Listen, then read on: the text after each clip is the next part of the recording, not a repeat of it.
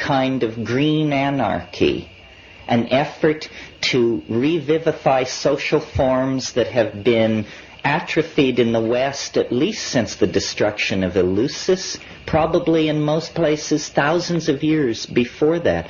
This is our last chance. I have done the best I could in terms of trying to sift through all these options and, as a communicator, offer the best way out. And, I could only do my best. And so that's what you get. I can't preach scientism because I don't believe in it. I can't preach Buddhism because I can't understand it.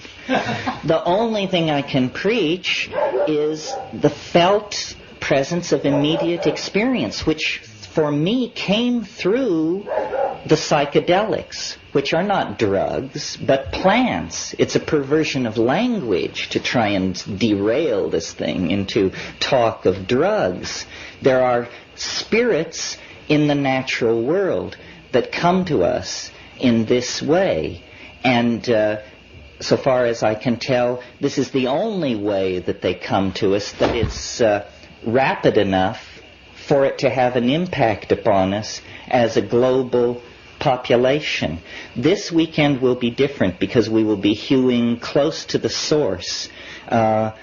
Nicole is a priceless repository of information, more even than she knows. If I could declare her a national treasure, I would. The number, who knows what this woman knows? Who knows how much human suffering, the alleviation of how much anxiety lies in the hands of perhaps half a dozen people of Nicole's caliber who have paid their dues in these jungles. This information is flowing through our fingers and disappearing. In another 30 years, it will be all gone. Every time I go to the Amazon, I can feel the way in which it's slipping away. When my brother and I go off looking for these unusual hallucinogens, often we have the experience where when we finally find the person who claims they know what we're after, the line goes like this: well, I've never taken it, but as a child I remember seeing my grandfather prepare it, and I think I can do it. If it weren't for us standing there asking that it be done, it would never have even risen into the gentleman's mind as a possibility. This is the knife edge upon which this knowledge is poised. If it can be saved, it gives me hope that we can be saved. If we can't save this kind of knowledge, we cannot save ourselves, because this kind of knowledge is ourselves. Culture is a garment which you put on. Medical systems are pieces of jewelry which you wrap around your throat or neck. Religious ideals are like objects which you push through pierced nostrils and earlobes. If we cannot come to terms with that which allows us to give birth with ease, to die with dignity, and to live in health, then what kind of a future do we have? No future at all. So this is not a meeting of obscurantists or enthusiasts for some private vista of transcendence. This is a meeting of political activists, people who are socially committed to themselves, to each other, to the larger idea of community, and who understand that when you talk about Gaia, it's only an abstraction unless you talk about plants. The division between the masculine and the feminine is only trivially a difference between men and women. It is fundamentally a division between plants and animals. Plants are the enveloping feminine matrix of control and refurbishment.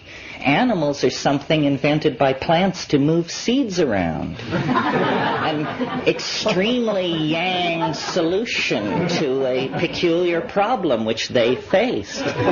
So the archaic revival, if it means anything, it means reconnecting the Gaian mind, which is a vegetable mind, a feminine, enfolding, boundary-dissolving, planetary mind that is not an abstraction, not a stereotype, not something used to create hortatory propaganda, but a living, breathing reality, a reality which is the only thing which stands between us and Armageddon. History is a kind of horrified realization that something has been lost, that there is an itch hard to scratch in the civilized context, that we have, out of fear, really, descended into patterns of domination of each other, of the environment, of our children, of our social relations with exogamous groups. We have descended into a dominator pattern that is basically based on clutching, on fear. And I'm sure most of you have heard me argue that this is the consequence of ceasing basically to do enough hallucinogens in the diet. That, in fact, what human beings were flirting with over many, many tens of millennia, let's say from 100,000 years ago to 15,000 years ago, human beings were in a flirtatious situation with a symbiotic relationship with this mind resident in vegetable nature. Now, you all know that what classic symbiosis is in biology. It's where, let's take the example of the little fish who lives in the sea anemone, and big fish don't bother it. It gains protection. The sea anemone gains access to larger prey, which come to investigate the little fish. That kind of symbiosis is genetically locked in. And if you take the little fish away from the anemone and put it, let us say, in an aquarium without anemones, it doesn't die. It doesn't go into an immediate physiological crisis.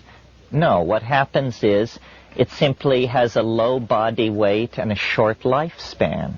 In other words, it is under stress. And I believe, I hope I'm not deluding myself, but I believe that the lost secret of human emergence, the undefined catalyst that took a very bright monkey and turned that species into a tormented, self-reflecting poet-dreamer, that catalyst has to be sought in these tertiary alkaloids in the food chain that were catalyzing higher states of intellectual activity. And I've pointed out to you ad nauseum, I'm sure, the reciprocal feedback relationship that was working there in the case of the mushroom, in the veldt situation in Africa. It was promoting at low doses visual acuity, which was feeding back into the hunting and gathering process, making those animals with this increased visual acuity more adaptively successful, hence more reproductively successful, hence they're outbreeding their competitors. At higher doses, psilocybin actually causes a generalized arousal, which includes sexual arousal. Again, it becomes a catalyst for increased reproductive success.